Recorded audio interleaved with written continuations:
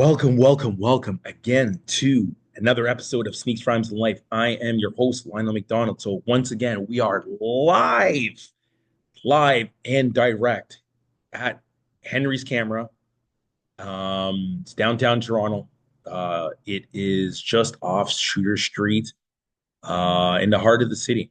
Literally steps from center of the universe for us in Toronto, Yonge and Dundas. So super excited to once again be able to record here, to talk to all of you. We got lots to talk about, and probably you'll figure out there's a couple episodes that are happening, but yeah, we're going to roll through and talk about a few things. But really, today's topic that we're going to get into definitely sneaker focus and really again to touch on the big episode we did is really talking about the Jordans. It's the 40th anniversary for Nike, so this is a big moment for them as they go deep into the archives and really talk about some of the amazing things that has been part of their history, and they're going deep into the archives to retro so many different shoes. So the hot topic of conversation is the banned or bred uh, Jordan 1. So this is one of the most iconic shoes ever curated. It was originally launched in 1985. This is the one that they call the band. This is the one that essentially he could not wear on court, and there was a whole movie done based on this particular shoe. Um, that it came out only the last couple of years, at this tail end of the pandemic. But with the power of the brand, they paid the fine and allowed him to wear it. Now the allure is really that wasn't that shoe. It was actually the Nike ship that we're talking about, and ultimately the Jordan 1 was created later in the season. He started off in the ship in a black and red. And why was it banned? Let's get to that point. It was banned because in those days, you had to have a shoe that had X amount of white in the shoe. There wasn't enough white. It was just the midsole. It was black and red. It went against everything that they want, but it was a game-changing, groundbreaking shoe. So they paid the fine. He was able to wear it. They ultimately connected with Spike Lee, and then obviously they changed designers. We got to the Jordan 3, which I've talked about a couple months back as the Black Cement 3 launched. But it ultimately, Tinker Hatfield became part of the program and kept Michael aboard. And ultimately, it saved the brand, and the brand exploded and took off to a whole nother stratosphere. This shoe had legs upon legs. They felt like they would sell several thousand, and it was literally the most popular shoe that they actually sold in that particular year. So if I kind of give you the allure of that shoe, just some of the pieces that I have here on my phone. Um, yeah, like this shoe is the iconic shoe, and it's going to launch again February 14th. So a black and red shoe on Valentine's Day seems pretty amazing. It's going to retail for, I think originally it was 200 US. I'm now hearing and reading that it's 250. The Jordan 1 is the most coveted and iconic shoe of the entire Jordan brand. In many people's eyes, it might be number one. In my eyes, it's definitely top five. You've heard from me say before, Jordan 4, black cement. Some people call Bred. It's black cement because that's what it's called on the box. There's actually no red written on the OG tags, even the one from 99. It said Bred, or it didn't say red. So I don't know how we get Bred out of that, even though it does have red as one of its secondary or tertiary colors. So this is one of the most iconic shoes ever made. It literally sent the sneaker world into a pandemonium and a demand because we had this incredible rookie, game-changing talent that was now wearing this Nike shoe that essentially was his. Came from North Carolina. They had won the championship before his last year of college. He joined the '84 Olympic team, and they absolutely dominated the team that they sent to the Olympics. They went 8-0 against like professional players that included Larry Bird and amongst others. So this was an elite team. That is it. Now he was actually on the Olympic team, and they played against a select NBA group of all-stars that included Isaiah Thomas, Larry Bird, and many others, and they beat him 8 straight games. So this was the allure and the power of Michael Jordan. And then I think this is the 2016 version, but this is the banned or bred Jordan 1, depending on what school you're from, old or new. We're all good. We're going to mention both, keep you both engaged, make sure that you feel that you're heard and represented, whatever you want to call it. But this is the shoe. What is unique and different, because I do have a pair of 85. So this is the 85 wearing today, white and black. So you'll notice, and what is unique, and for those that are, this is available, it's on YouTube. This is also on Spotify, Google, and Apple, amongst any other place that you can get a podcast. You'll notice, if you're watching this on YouTube, that the toe of my black and white, or white and black, depending what you want to say first. I think on the box it says white and black. The toe is flatter, particularly the toe box here. Toe box here is flatter. It does ride slightly higher than any of the retros that they've come out previously. So this is 2016. This was the big last release. I know some people, my boy Courtney didn't get a pair. Hopefully he gets one this time. But it's crazy now, because what is unique? Yes, this is higher. Yes, this is flatter. This is how the original structure of the Jordan 1 was. I was very fortunate to get this pair a few years back, and still have it, still in good condition, not too creased. Can wear it out in a frigid day like we have in Toronto. But we're going to get this color. This is the color that we are going to get. Black and red, the band or Bred Jordan 1.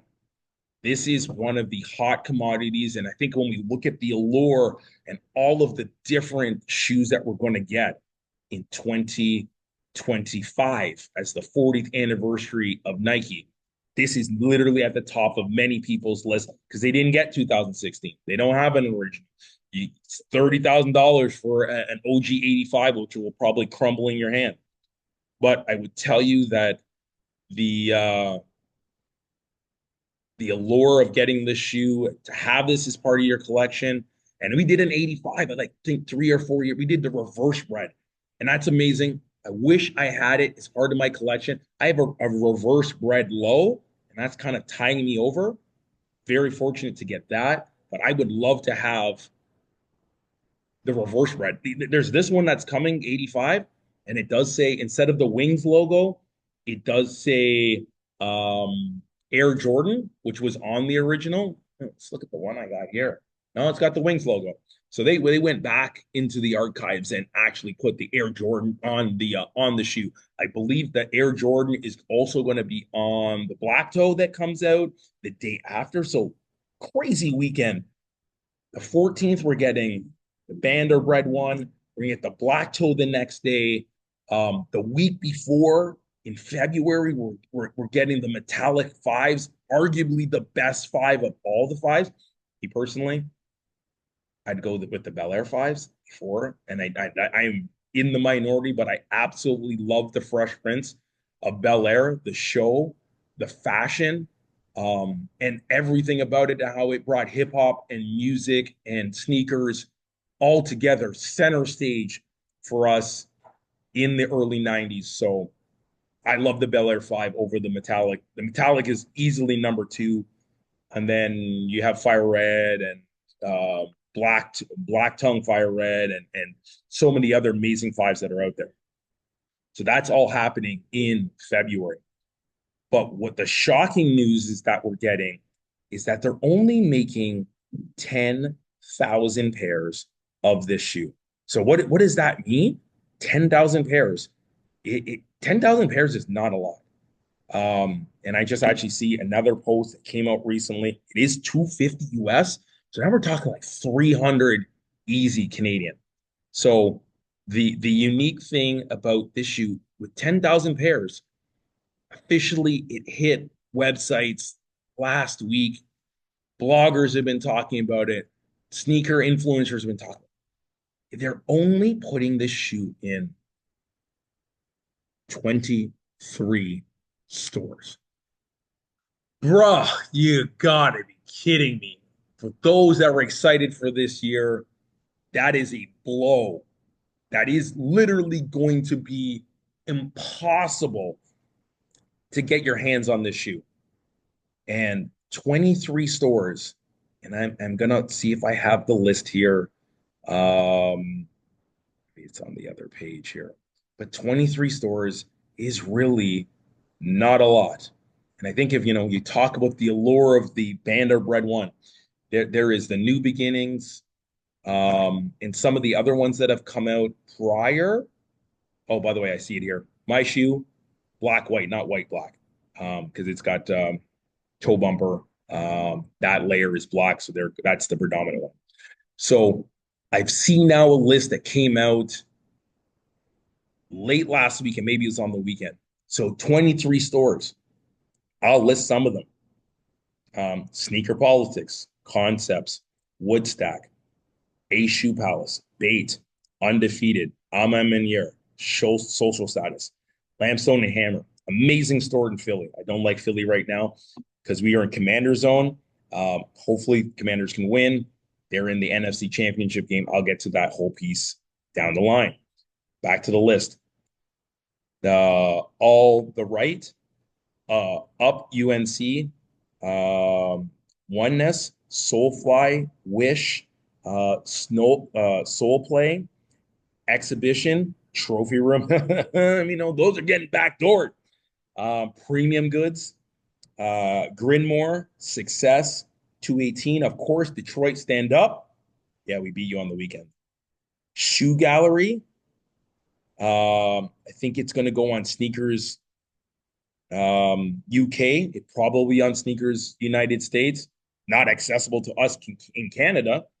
And then most recently, Livestock will carry the shoe. So I don't know whether it'll be Livestock per se or Capsule. I heard Capsule from someone today. So one of the two of them will have it. And then Better Gift Shop. So it will be extremely difficult to get your hands on the shoe. It is a blow to many people that they are not going to get this. I don't know what to say. And I know this is a podcast and I'm supposed to say, and the whole point of it is for me to talk. But when I heard that that is all that they're going to put out and get in people's hands, 10,000 hardly scratches the surface.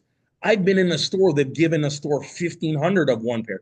The old Jordan store in Chicago used to get thousands of one launch.